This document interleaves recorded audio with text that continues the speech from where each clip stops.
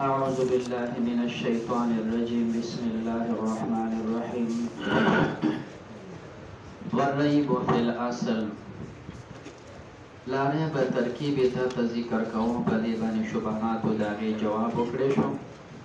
اوس په دې د لغت معنا کې چې دا ريب وایي ستم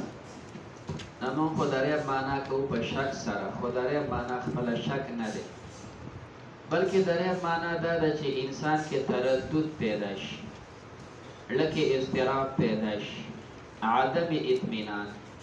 یو خبره باندې د انسان اطمینان وي او یو خبره باندې اطمینان نه وي نو چې په خبره اطمینان نه وي په دې کې تذبذب او تردد پیدا شي اضطراب پیدا شي دې ته ريب وایي. اصل معنا د ريب دا شوله. اوس کوم حضرات چې معنا کوي په شک باندې دا شک کوم سبب د پاره د تردد دی. یو سړی چې په خبره کې شکی شي نو اضطراب پیدا شي خبره کې شکی شي نو تردد پیدا شي نو دا ريب اطلاق په شک باندې دا اطلاق د مسبب دی په سبب باندې شک دا سبب دی د ريب د پاره او ريب مسبب دی چې سړی شکی وي نو تردد پیدا کیږي اضطراب پیدا کیږي قلق پیدا کیږي او دغه ته ريب وایي. نو پته لګي شک دا سبب دی د تردد دپاره دا شک سبب دی د ريب دپاره نو چې د ريب معنا په شک سره کوو د اطلاق د مسبب دی په سبب خو خپله معنا د ريب دا شک نه دی خپله معنا یې د تردد اضطراب نو دې فرمایي معنا یې څه ده هغه چې کوم دی په الاصل مصدر دی رابني الشیء ویلی شي مصدر په معنا رابني تردد کې واچوله مسیز په کوم وخت کې رابني الشیء ویلی شي اذا حصل فيك الربا چې کله حاصل شي په تا کې تردد غریبه معنا څه ده وایي قلق النفس هغه چې کوم دی مضطرب کېدل د نفس دی چې نفس مضطرب شي پریشان شي و اضطرابها داعت په تفسیر د قلق د پر دی قلق النفس و اضطرابها دا غ اضطراب دی اوس هر کله د ريب معنا و اضطراب او اطلاق په شک باندې کېږي د فرمای سمي به شک په دې سره شک مسمى کېږي ذکر انه يقلقل النفس دا په نفس کې اضطراب پیدا کوي شک چې راشي نفس کې اضطراب پیدا شي و يزيل الطمانينه او په دې سره هغه اطمینان هغه ختميږي. لهذا دا ريب نه معنا د شک او اطلاق په شک کول دا اطلاق د مسبب دی په سبب باندې پته ولګېده چې شک جدا سیز دی ريب جدا سیز دی شک او ريب دواړه یو شی نه دی بلکې یو سبب دی بل مسبب دی نو دواړه یو بل نه غیر شول په دې غیریت باندې چې کوم دی دلیل ذکر کوي یو نقل او یو مقوله وفي الحديث نبی کریم علیه السلام فرمایلی دي دع ما يريبك الى ما لا يريبك دع پریدوا ما يريبك هغه سیز چې تا په شک کې اچي الى ما لا يريبك هغه سیز چې تا په شک کې نه اچي یو سیز دې شکی کوي نو پریدوا هغه والا چې په کم کې شک نشته بلا اصطلاحات د قران داسې دي دوی بداوي چې کوم دې راعینا نو راعینا خټه کېده یو سړی خبره وکړي بلې په مطلب پوه نه شي نو ورته وایي راعینا زموږ لحاظ وکړه لحاظ مو وکړه په دې خبره پوه نه شو دوباره راته ووایي دا یې ښه مطلب لیکن دوی ته غلط مطلب واغستو زموږ بېوقوفه زموږ شپونکیه نو چې هر کله په ده کې ښه او بد دواړه را نو دې کې ريب پیدا شو دع ما يريبک نو الله وایي دا ټکه پرېږدئ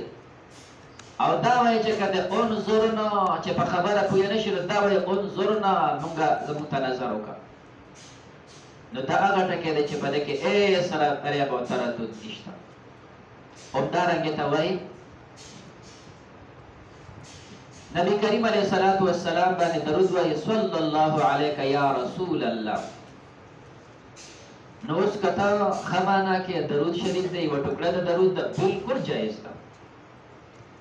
همدارنګې ته وایي ستا محبت دی ورسره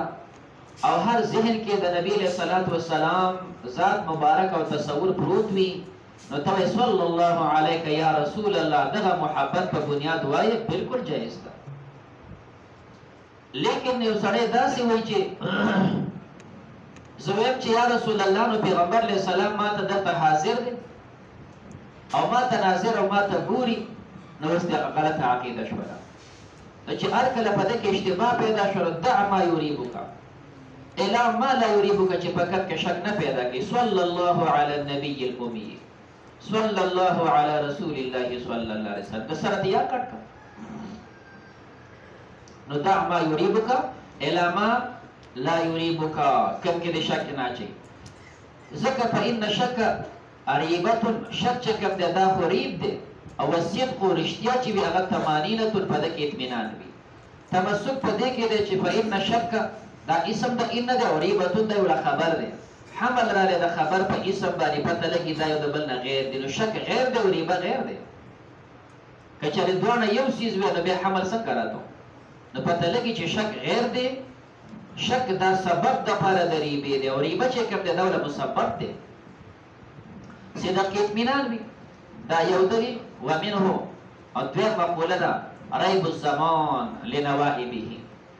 ریب الزمان چې کوم دی ویلی شي حوادثو د زمانې ته، د دې درې اطلاق کېږي. ریب الزمان ویلی شي هغه ځای کې چې مثال ښه حالات د زمانې راغلي وي، مبشرات د زمانې، هغه د زمانې یو حالت و ریب یوه حادثه دا راغله چې ته علم ته کېناستې، نو دا ښایسته حادثه وه. ریب الزمان د ځمکې او د زمانې یوه حادثه دا ده چې سبا به ته فارغېږې او پټکې به درته تړو، دا مې یوه زمانې یو حادثه تاله درکړه د خوشحالۍ. او ریب الزمان دې خوشحالۍ ته وویلی شي چې فارغ هم شي او چې لاړ شي وایي سبا دې واده دی، ناوې دې عمره روانه ده. دا هم ریب الزمان دی. یعنې په خوب کې هم استعمالېږي او په شعرونو کې هم استعمالېږي چې ته را روان وي چې کوم د لار کې موټرسایکل دې وجنګه او خپلې ماته شوله. ریب الزمان د زمانې یوه حادثه وه،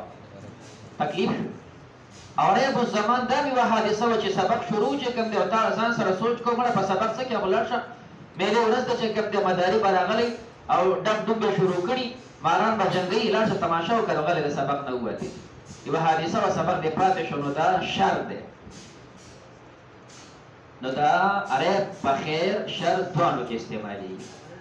خو عرف کې چې کوم دی ریب استعمالېږي صرف په شرورو کې،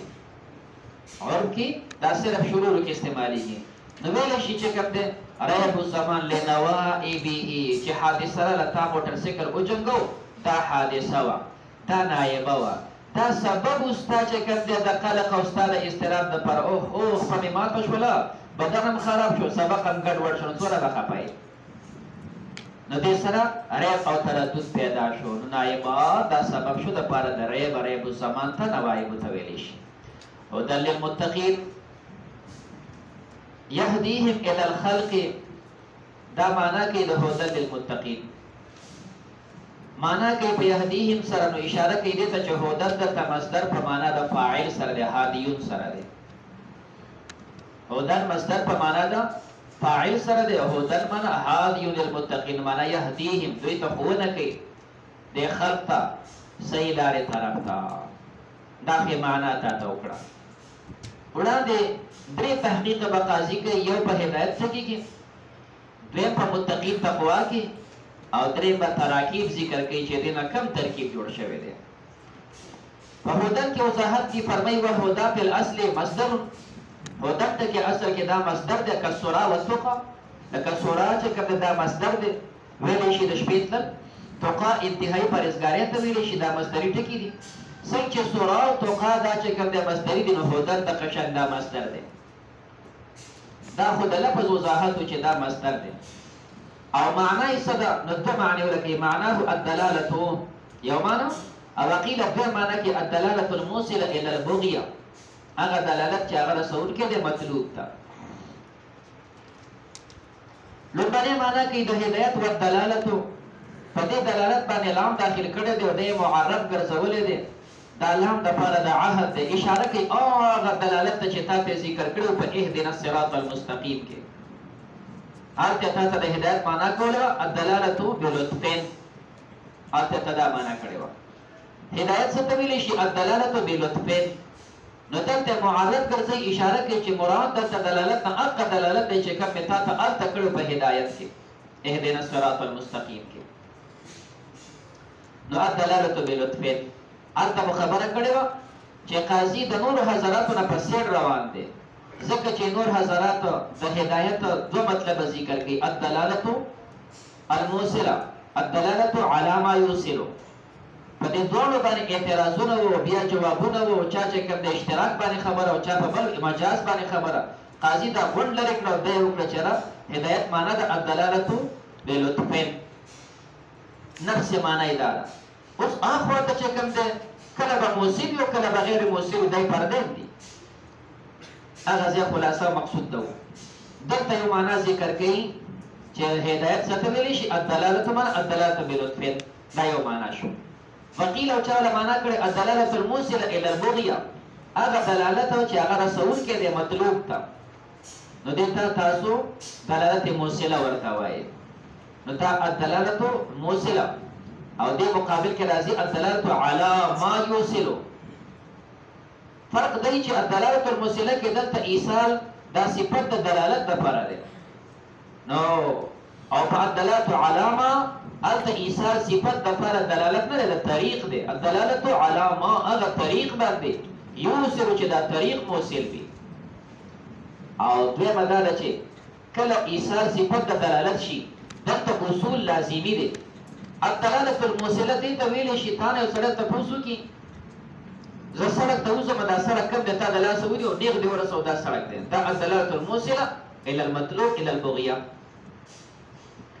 او دا دویم چې الدلالة على ما يوصل دې هلته اصول لازمي نه دي. تپوس ته نه وکړی شو چې یاره زه سړک ته وځم، نو تا ورته وایي چې ته مشرق ته روان شه، او چې څو قدمه والې بیا به تا دپاره شمال ته دروازه راشي، نو په دې دروازې به وځي نیغ به بله وخېږي، بیا به چې کوم دی مشرق ته روان شي، چې هلته یو 100 قدمه مزل وکړي، نو بیا به چې کوم دی تاو شي جنوب ته، او جنوب ته چې بیا یو 100 قدمه مزل وکړي، نو بیا به تا ته چې کوم دی سړک مخې ته راشي، په هغه به بیا مشرق ته تاو شي، نو مخامخ به نیغ سړک ته وځي. دا الدلالة على ما يوصل دی. کوم سړی پرې روان شو نو کېدای شي ورسېږي، کېدای شي ونه رسېږي. نو دا یو بل سره مقابل. دلته بیا په قیل سره معنا کې الدلالة الموصله الى البغيه. په دې باندې دوه قرینې ذکر کوي چې دلالت موصل وي مطلوب ته، دوه قرینې په ذکر کوي. یوه قرینه لانه جعل مقابل الضلال، وجه دا چې هدایت دا ګرځولی شوی دی مقابل د ضلال، فی قوله تعالی لعلى هدى او في ضلال مبين. د دې وړاندې ټوکړه ده انا او اياكم، الله بیان کوي او بیا فرمایي ورته وایي انا موږ او اياكم یا تاسو لعلى هدى او في ضلال مبين. هلته مفسرین ذکر کوي دا په لوک نشر مرتب سره دی. نو معنا دا ده چې انا موږ لعلى هدى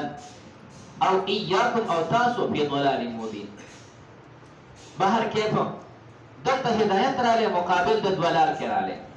یو بل سره مقابله کې شول، او هر کله چې یو بل سره مقابله کې شول نو ضلال څه ته ویلی شي؟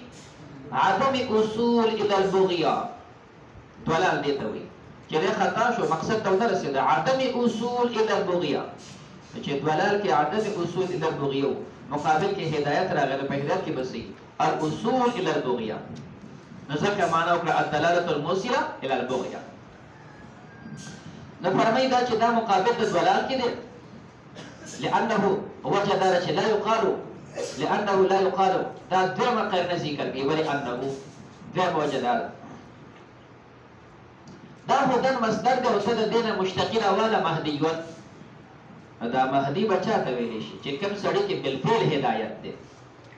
چې کوم سړی بالفعل هدایت یافته دی، هغه ته ویلی شي رجل مهدیون. او چې بالفعل پکې هدایت نه وي نو هغه ته څوک مهدي نه وایي. هر کله چې په دې مشتقي کې هدایت بالفعل پروت دی، نو مصدر چې هدن دی دلته به هم بالفعل هدایت وي. نو وایي به داسې چې بالفعل پکې هدایت وي، نو الدلالة الموصله، هدایت معنا به دا کې الدلالة الموصله الى البغيه، چې بالفعل پکې هدایت وي. ځکه د دې مصدر نه چې مشتقي راوالي مهدیون چا دپاره ویلی شي؟ چې په چا کې بالفعل هدایت وي. چې چا کې بالفعل هدایت وي هغه ته رجل مهدیون نشي ویلی. هلته چې بالفعل هدایت دی نو دا مصدر چې هدن دی دلته به بالفعل هدایت وي. نو الدلالة الموصله الى البغيه دا دویمه قرینه شوله.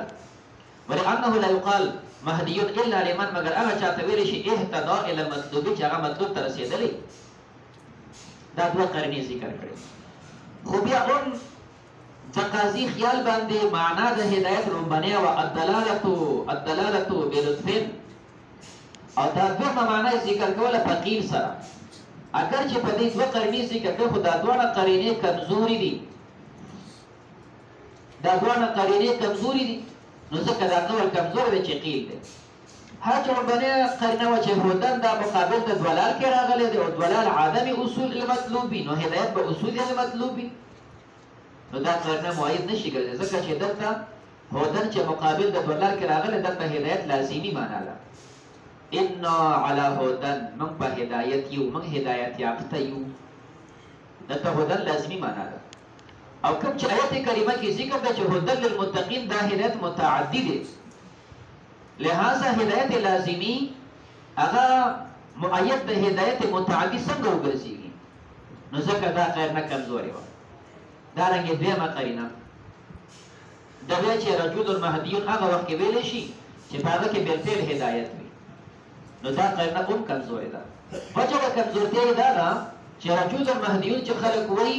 دا په مقام د صفت کې وایي، رجل المهدیون چې خلک وایي دا په مقام د صفت کې وایي چې دغه صفت کېدی شي، او هر کله چې په مقام د صفت کې وایي نو هله به وایي چې په ده کې هدایت بالفعل وي. لہذا دلته هدایت بالفعل واغستی شو خو په قرینې سره، او د هدایت یوه معنا اغستل په قرینې سره دا څه لازمي ده چې بغیر د قرینې د بل ځای کې هم دغه معنی دلته خو موږ هدایت په اصول سره واغستو خو قرینه موجود وه. هدن کې هدن للمتقین کې خو قرینه نشته، هر تیسد په معنا د اصول سره اخلي، او دلته خو قرینه موجود وه. هغه قرینه په دا وه چې دا مقام د مدح دی، مقام د صفت دی، او په مقام د صفت کې هله ویلی شي چې په هغه کې بالفعل دا صفت موجود وي. ته د طالب صفت کې چې دا تاسو پېژنئ دا طالب دی، نو هله چې په ده کې بالفعل طلب وي تاسو پېژنئ دا عالم دی، بشرطې چې په ده کې علم موجود وي نو بیا به صفت کې، او چې صفت علم پکې نه وي بیا بالفعل خو صفت نه کېږي. نو دغه آیت کریمه کې چې ویلی شوي دي دا صفت ویلی شوی دی مهدیون، نو دا مقام د صفت دی، قرینه پکې موجود ده، او یو معنا اغستل د قرینې په وجود سره دا څه لازمي ده چې بیا دغه معنا اخلي او قرینه دې نه وي. هدن للمتقین کې خو قرینه نشته، دغه څنګه معنا سره اخلي. نو دا دوه مؤید ذکر کول په دې دوانو کې ضعف و، نو ځکه ذکر کو په قیل سره. درېیمه دا ده چې د هدایت په معنا د دلالت موصله سره واغستو، ډېرو آیتونو سره هم دا معنا منتقض ده.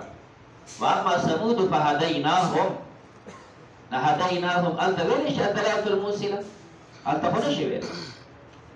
نو پته لګي دا معنا دا ضعیفه ده. نور تفصیل تا په اهدنا الصراط المستقیم کې هلته ویلو. و اختصاص بالمتقین سره یو اعتراض ده پکې، اعتراض دا واردېږي چې دلته هدایت ذکر شو خاص د متقیانو سره چې هدن للمتقین، دا هدایت د متقیانو لپاره، دا ټکراو شو د نورو آیاتونو سره، ځکه بل ځای نه خو معلومېږي هدن للناس، قرآن د عامو خلکو لپاره هدایت دی، د قرآن نه معلومېږي، او په عرف او په عامه طریقه هم داسې ده چې قرآن د عام انسانیت د هدایت لپاره راغلی دی، او دې سره خو معلومه شوه چې صرف متقیانو لپاره دی. د دې نه قاضي دوه جوابه کوي،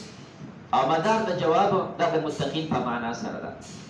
یو متقی معنا ده کامل متقی، ایمان یې راوړی دی او په تمامو ماموراتو عمل کې او تمامو منهیاتو نه ځان ساتي، دا یو معنا د متقی ده. او دویم معنا د متقی اتقا عن الشرک، صرف توبه ایسته ده، کافر نه دی، صرف توبه ایسته ده او کافر نه دی، اسلام ته راغلی دی، نور چې کوم دا خبره څه شی دی نو دا دوه معنی چې د متقین وکړي نو په دې به دواړو باندې جواب مرتب شي. لومبنۍ د متقین نه مراد متقین کاملین واغستی شي، کامل مؤمن، نو بیا دا قرآن خو هدایت للناس، خو لیکن دا عام انسانان دا د سره انسانان دي نه، دا انسانان به برابر کې په فرد کامل د انسانانو کې، کامل انسانان صرف متقیان دي، نور خو زناور دي.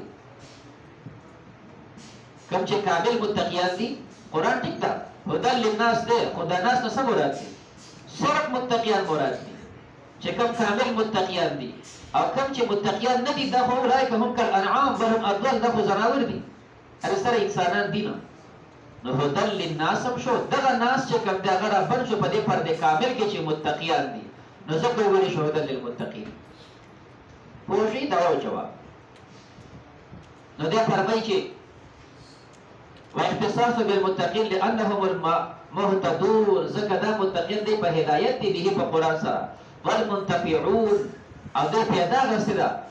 بنسبه فقيام د سره وان كان دلالته عامه اگر چې د قران کریم دلالت هو عام دی لكل ناظر د هر کتون کې د لپاره من مسلم او کافر که مسلمان او که کافر دی ټول د پاره هدایت دی خو موږ رابر کو په دې سره ځکه تعامل پکې دوی کړي دی پیدا دوی اغوسته دا انحصار دی په فرد کامل کې وبهذا الاعتبار وبدي وجه قال الله فرمي هدى للناس یو جواب دوی او لانه لا ينتفع حاصل د جواب دا چې د متقین نه مراد چې کوم دی هغه متقی دی چې اوسې توبه وستو ایمان تراله نو دا متقی عن الشرك دی نو چې هر کله قران هدى للناس دی تمام انسانان د پر هدایت دی خو لیکن کوم خلکو چې د شرک نه توبه وستو ایمان ترال دوی ته پیدا ورکړي او چې کوم مشرکان دی هغه د پر پیدا نه ورکړي د دې خبره وضاحت د پر بداسي وایي قرآن کریم چې الله نازل کړي دا غذا ده د لپاره د روح یو خوراک او غذا د بدن وي یو غذا د روح وي بدن له چې ته کوم غذا ورکې نو دا به اله پیدا ورکې چې ستا بدن سیټ وي که بدن سیټ نه وي ستا غذا به نقصان ورکې بدن د روح دی نو ښه چې کله په سوچو غړو کې چرګان ماس کا خوراک پیدا به ورکې او بیا پسې کېنه چې کوم دی سوچو غړي پسې وګټا بدن دې ټیک ته پیدا بدل کړي مکه دې مولا خټه خراب ده بهيږي ته په سوچو غړو کې چې کوم د روډه ماته کوم دا بس کې پیدا وکړي نقصان هغه خبري هغه خبري ولې بدن کې صلاحيت نشته نو غذا د بدن اله پیدا ورکړي چې بدن سیټ وي امرود چې کوم دی ښه مفید سیس دی لیکن یو سړی خټه خراب ده او ته د امرود ټوکرا کې خو د خوراک پس دې چې پیدا ورکړي ښه نقصان کوي ځکه خو خټه نرمي او دا خټه سي پر بدن خبي وکړي نقصان یې ورکړي ولې نقصان ورکړي ځکه بدن یې صحیح نه دی او کله دې سړی بدن ټیک وي او خدي په خوراکونو وکړه اوس د امرود ټوکرا کې دا چې بس وی خورل مې بهترینه هاضمه برش بدن کې طریقو پیژندل چې بدن صالح وي خوراک کې نه پیدا وکړي او چې بدن کې صلاحیت نه وي ته په خوراک کې نقصان راغی دا کارګي روح هم دی کله روح صحیح وي سټ وي اوس روح له غذا ورکوه شریعت او قران حدیث ورته پیدا ورکړي او کله روح دی بیمار دی په شرک او په کفر باندې قران ته بیانو په ځای چې پیدا ورکړي خلک نقصان راکړي حدیث او شریعت ته بیانو په ځای چې پیدا ورکړي هغه ورکړي خشه کیږي روحي غلط دی نو د روح د فردا غذا ده او چې کله روح صحیح شو ایمان تراله اوس له د قران حدیث شریعت غذا ورکوه نو پیدا کوي او چې ایمان ته نه راغله په کفر کې په شک کې نو سره د نه چې قران دا غذا وا خو دې کافر او مشرک چې قران وایي پیدا نه ورکي همدا وجه ده الله فرمایي وننزل من القران ما هو شفاء قران نازل دا شفاء امته او ولا يزيد الظالمين الا خساره د ظالمان د پر تاوان دي نو قران دا شفاء د ظالم د پر دا نقصان شو ولې نقصان شو جواب هم دغه چې ظالم د پر نقصان ولې دي چې دغه ظالم روح غلط دی دغه ظالم باطن روحاني چې کومه مرض دی نو چې هغه روح ټیک نه دی نو چې قران نازلېږي هغه په شک کې تردد کې راځي ولا يزيد الا خساره او د مسلمان مؤمن روح ټیک دی نو چې قران رااله نو روح برابر نو شفاء ته ملاو شو د دې محسوساتو کې مثال مفسرین داسې ذکر کوي شاعر چې کوم دی باران کې در لطافت تبعش خلاف نیس باران چې وریږي داغه په لطافت کې په طبيعت کې هیڅ اختلاف نشته متفقه ده چې باران لطیف سیز دی خسیز دی خو در باغ لاله رویت په خسته چې کوم د زمکه باندې ګل لاله وټوي و در شور بو مخص او په خورناک زمکه کې خس او خاشاک او ګندګي وټوي قران دا په شان د باران وریده ګندس مکه او د مشرک او د کافر عقیده و نه د خس او خاشاک خپ شکراله او د مؤمن روح صحیح نو الته خطر لہذا څنګه بدن او مخکې به بدن ټیک کینو بیا به غذا کار کوي او چې بدن ټیک غذا کار نه کوي روح بم دقه سی چې روح ټیک شي اوس د روح علاج راله قرآن کار به کوي چې روح ټیک نه قرآن چې لازم نقصان به پیدا کوي دوه زده شول نو اوس دلته راشو هدایت چې کوم دا خاص شو متقیانو پسې او مراد د متقیانو نه هغه دی چې صرف ایمان یې راوړو نو ګوره چې د کفر پرېښود شرک یې پرېښود صرف ایمان ته رالی نو چې ایمان ته رالی نو پته لګي روح یې اوس سم شو کفر پرېښود ایمان ته رالی که نو چې ایمان ته رالی نو روح یې سم شو نو چې سم شو اوس د روح غذا راله نو هدن قرآن له کار وکړو هدن للمتقین او چې څو پورې توبه نه ایستې تقوا ته نه راغلی نو قرآن هدن نه دی بلکې بیا خو خساره دی پوه شوې په خبره ښه جي نو دویم جواب کوي چې کوم دی فرمایي او لانه لا ينتفع بالتعامل فيه پیدا نه حاصلې په تعامل سره په دې قرآن کې الا من مگر هغه څوک پیدا حاصلوي سوقل العقل چې هغه رېګمال کړی عقل د عقل رېګمال کو څنګه یې لري کو عقل یې صفا کو رېګمال کو څنګه یې لري کو اوس د ایمان تر روان دی واستعمله او بیا دا قرآن مستعمل کی په تدبر د عقل مستعمل کی په تدبر الآیات آیاتونو کې سوچ وکړي والنظر فی المعجزات او معجزاتو کې نظر وکړي وتعرف النبوات او صفات د نبوتونو وپېژني نو بیا به دله پیدا ورکوي نو دا ایمان ته رالی لانه کالغذاء الصالحین دا قرآن په شان د غذا او د خوراک دی چې هغه صالح وي د حفظ صحت حفظان صحت دپاره اوس غذا چې حفظ صحت ته ورکوي نو هله چې صحت دې وي فإنه لا يجلب نفع دا پیدا نه ورکوي ما لم تكن الصحة حاصله چې څو پورې صحت حاصل نه او چې صحت حاصل شي بیا غذا ورکوي نو پیدا به ورکوي نو چې روح کې صحت راغی اوس غذا د قرآن ورکوي پیدا به ورکوي وإلیه اشار بقوله تعالی او دلته اشاره شوې ده په دې کې د قول د الله ته وننزل من القرآن ما هو شفاء نو قرآن شفا شو